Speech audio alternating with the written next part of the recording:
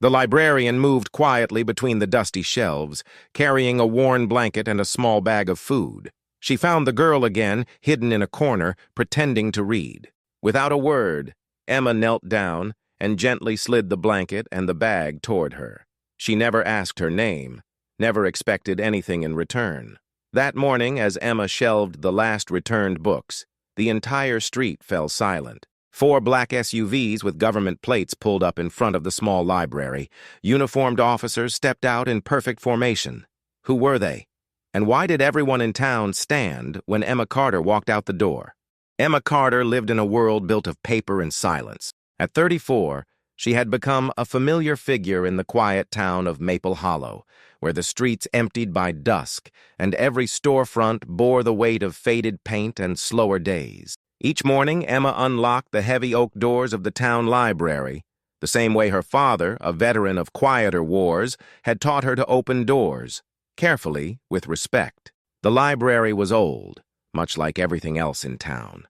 The brick walls held the coolness of early mornings, and the scent of worn leather and aging paper floated between the shelves. Emma moved through it like a caretaker in a forgotten cathedral, her hands brushing dust from spines, her steps muffled against the cracked wooden floors. The town's children came and went after school, their laughter echoing briefly before dissolving into the stillness. Emma always stayed a little longer, letting them linger even when the official hours ended.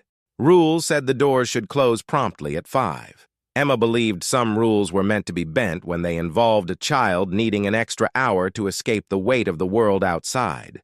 She knew what it meant to seek refuge in quiet places. She had grown up with the stories of her father, stories not of battles fought with rifles, but of small mercies offered on foreign soil, a meal shared, a blanket given without expectation. Emma's own life had unfolded in gentle obscurity, an apartment above a florist's shop, weekend groceries at the market where everyone still greeted her by name, holidays spent rereading letters her father had sent during his deployments, the ink fading but the weight of his words as solid as ever. She was content with her solitude, or at least she had learned to be. The library became her anchor. In a town where fewer people found time for books, Emma treated each visitor as if they were precious. Children especially. Their wide, curious eyes reminded her that not every story needed to be written in ink to be worth remembering. It was during one of these long, slanting afternoons that Emma first noticed the girl.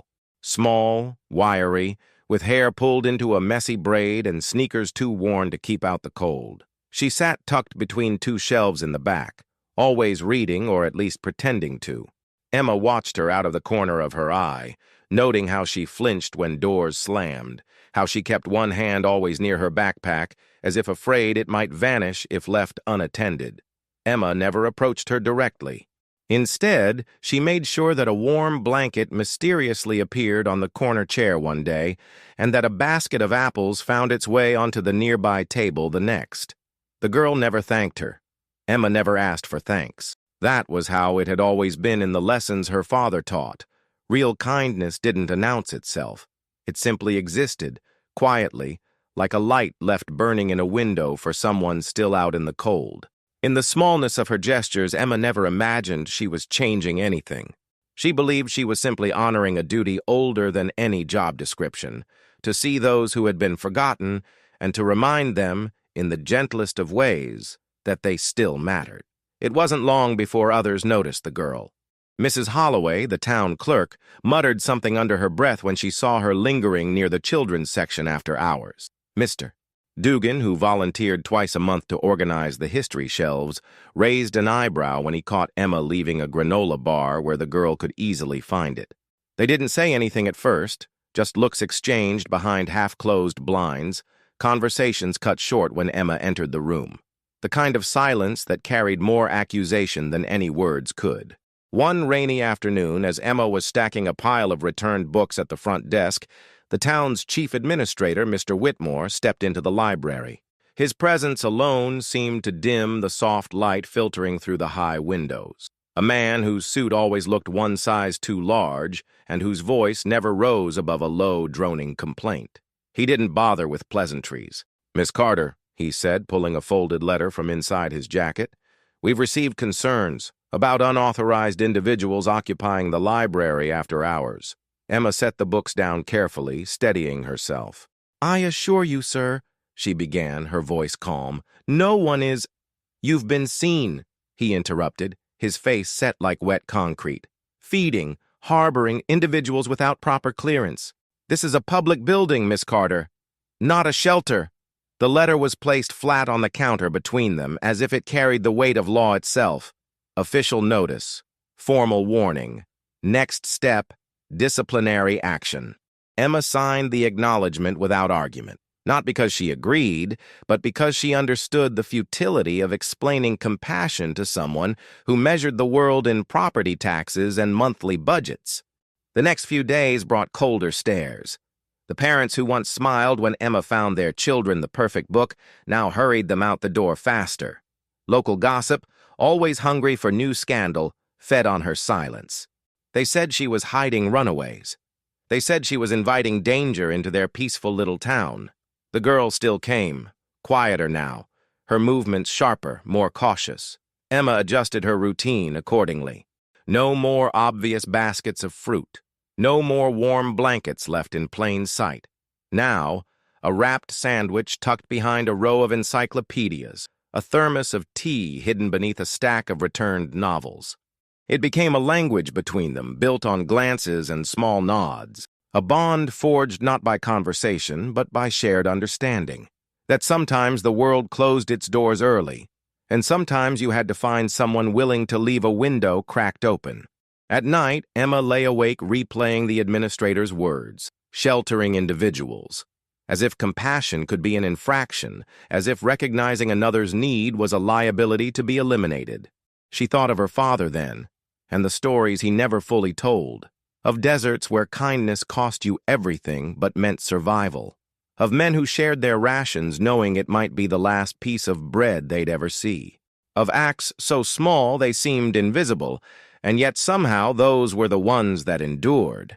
Emma never saw herself as brave. She was just a woman who loved books, who believed in small mercies. But even small mercies, it seemed, could make some people uneasy, especially when given without asking permission. And so quietly, Emma prepared herself for what she knew would come, the possibility of losing everything she had built in this little library. And yet, she would not stop, not for rules, not for rumors, not even for fear. The colder days came sooner than expected that year. By late October, frost laced the windows of the library each morning, and the wind rattled the loose pane above the front door with a steady, tired insistence. Inside, Emma adjusted the heaters as best she could, but the old building seemed determined to resist comfort. The girl still came. Every afternoon, she would slip through the creaking door just after school hours, moving like a shadow to her usual corner among the forgotten history books. She spoke even less now, as if fearing that words might cost her the fragile safety she had found. Emma adapted without needing to discuss it. She chose books she thought the girl might like, stories of distant lands, brave souls, and quiet heroes, and shelved them nearby, pretending it was chance. She made sure the heater near the back was always switched on first. She left a thicker, newer blanket folded atop a stack of outdated atlases, where the girl could pretend to find it herself. No questions, no explanations. Only small, steady offerings left like breadcrumbs across the library's worn floorboards. One evening, as the last of the daylight bled into the stacks, Emma noticed the girl struggling to stay awake over an open book. Her thin arms were folded tightly against her chest, her head nodding forward in jerks. Emma's heart twisted. She could still hear Mr. Whitmore's warning echoing in her mind. Unauthorized individuals, liability. But her hands moved before the fear could root her to the spot. She pulled a chair closer to the girl's hiding place, setting a thermos of warm cocoa and a small bag of crackers down without a word. Then she stepped back, blending once again into the silence. The girl stirred, blinking heavily, and her gaze landed on the offering. For a moment, she froze, wary, unsure. Then, with a glance so quick it was almost imperceptible, she reached out and pulled the items close. No smile. No thank you. Just the small, desperate movements of someone too used to kindness coming with strings attached, and still daring to hope this time might be different. Emma returned to her desk without looking back. She didn't need to. Some things you did because they were right, not because you needed to be seen doing them.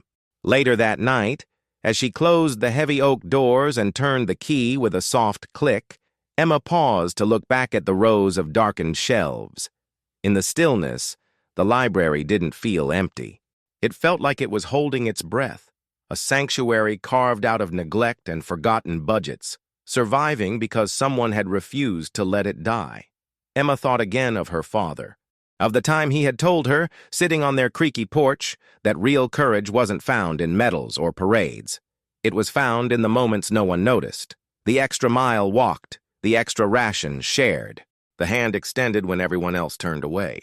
She slid her hand into her coat pocket, feeling the folded note she had found tucked between two returned books earlier that evening, a note written in clumsy, hesitant handwriting. "Thank you for letting me stay, for not making me explain." Emma smiled faintly to herself. It wasn't a victory. It wasn't a rescue. It was simply a moment, a small, precious moment, where the world had shifted, just slightly, toward kindness. And in Emma's quiet world, that was enough. The morning it happened, Emma almost didn't open the library.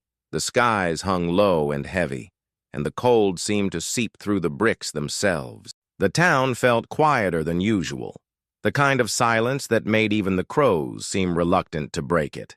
Emma turned the key in the lock and pushed the door open, balancing a stack of returned books against her hip. Routine wrapped around her like a familiar coat. Flip on the lights, start the heaters, check the return slot, arrange the chairs by the reading tables. A day like any other. She was shelving a stack of children's books when she noticed it. The sudden stillness outside. Even before she looked, she felt it. The way conversations on the sidewalk halted mid-sentence. The way footsteps faded into hesitant pauses. Emma moved to the front window and pulled back the faded curtain just enough to see. 4 black SUVs with government plates had pulled up in front of the library. Their doors opened in unison and uniformed officers stepped out. Crisp, precise, solemn. They wore the dress uniforms of the United States Army, the morning light glinting off the medals pinned to their chests. Inside the library, time seemed to slow. The handful of patrons, mostly older townsfolk, a few students, fell into a hush, their gazes shifting between Emma and the door. The creak of her own heartbeat sounded deafening in her ears. The lead officer, a tall man with silver hair and a face weathered by decades of sun and responsibility, approached the entrance with measured steps. He paused briefly before pushing the door open, the chime above jangling once in the otherwise complete silence. Emma stood frozen behind the counter, the old wood pressing against her fingertips. She had faced scoldings, inspections, warnings, but this felt different. This felt like something ancient and heavy, unfolding around her. The officer removed his cap as he stepped inside. His voice, when he spoke, was low and resonant. "Miss Emma Carter?" She nodded, unable to summon words past the knot tightening in her throat. The officer reached into his breast pocket and withdrew a folded letter, its edges crisp, its seal official and unmistakable. He held it out to her with a steady hand. "This is from Major Daniel Reeves, 2nd Special Forces Group," he said, "and from the families of those who serve." Emma accepted the letter with trembling fingers. Her eyes flicked to the young girl who had slipped quietly into the library that morning and now stood halfway hidden behind a row of shelves, her small face pale and wide-eyed. The officer continued, his words slow, deliberate. "The child you have been helping. Her father was Staff Sergeant Michael Calloway, deployed overseas 8 months ago. He was reported MIA 3 months ago and confirmed KIA 2 weeks past." A soft gasp broke from somewhere in the room. Emma felt the words land in her chest with the weight of a stone. The officer's voice softened. During his final communications, he spoke often of his daughter and of a woman at a small library who made sure she was never completely alone. "You gave her refuge without knowing her story. You asked for nothing. You did not turn her away." He reached into his other pocket and pulled out a small, heavy coin, a challenge coin, engraved with the insignia of the Special Forces. He placed it reverently on the counter between them. On behalf of his brothers in arms, on behalf of every soldier who ever wondered if their family would be remembered, thank you. Without prompting, every uniformed officer in the room came to attention and offered a sharp, solemn salute. Around them, the townspeople slowly rose from their chairs, removing their hats, standing in heavy, respectful silence. Emma stood there, her hands trembling, the letter and the coin heavy in her grasp. She didn't know what to say. She only knew that somehow this tiny act of mercy, offered with no expectation of reward, had echoed further than she could have imagined, and that sometimes the smallest kindness could carry the weight of a nation's gratitude. The officers left as quietly as they had arrived. The SUVs rolled away down the narrow street, their dark forms shrinking against the misty horizon, until only the memory of their presence remained, heavy and reverent in the morning air. Inside the library, life resumed, but not quite the same. Conversations stayed hushed, movements gentler, as if everyone recognized that something sacred had briefly passed through their ordinary world. Emma moved slowly back to her desk, the challenge coin still cradled in her hand. It was heavier than it looked, not just metal, but meaning pressed into its surface, a weight that wasn't burdensome but grounding. She slipped it into the inside pocket of her worn cardigan over her heart. There it stayed. For the rest of the day, Emma went about her work as always, reshelving returned books, tidying reading areas, helping a shy boy find a science project. Nothing had changed, and yet everything had. The girl, too, stayed until closing time that evening. Emma didn't press her. She simply placed a soft new backpack beside the girl's worn one, a quiet gift, and returned to her duties. Later, as the girl shouldered both bags and hesitated by the door, their eyes met across the room. No words passed between them, just a nod, small, solid, a bond sealed by things deeper than gratitude, trust, survival, dignity. Weeks passed.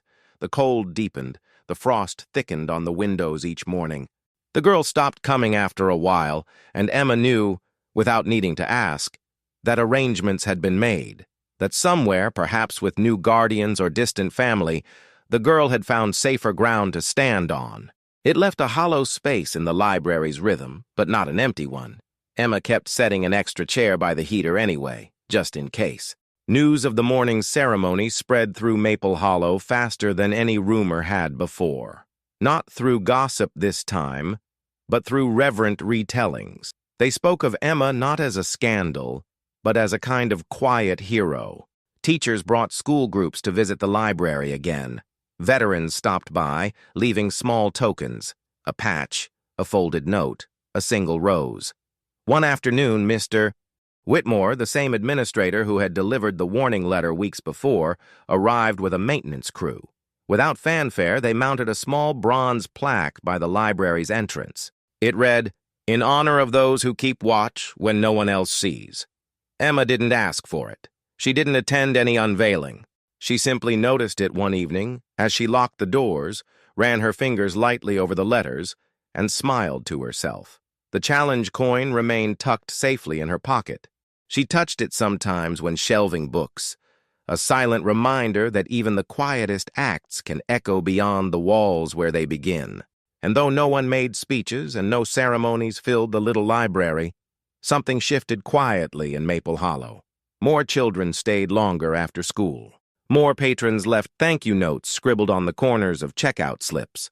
More strangers offered nods of recognition when Emma passed by. The library stayed small. The town stayed slow. And Emma Carter remained exactly who she had always been, a woman who believed that the worth of a life wasn't measured by headlines or accolades, but by the spaces of kindness left behind. On cold mornings, when the mist clung to the streets and the world felt heavier than usual, Emma would unlock the doors, breathe in the scent of old paper and hope, and remember, real acts of courage don't ask for witnesses.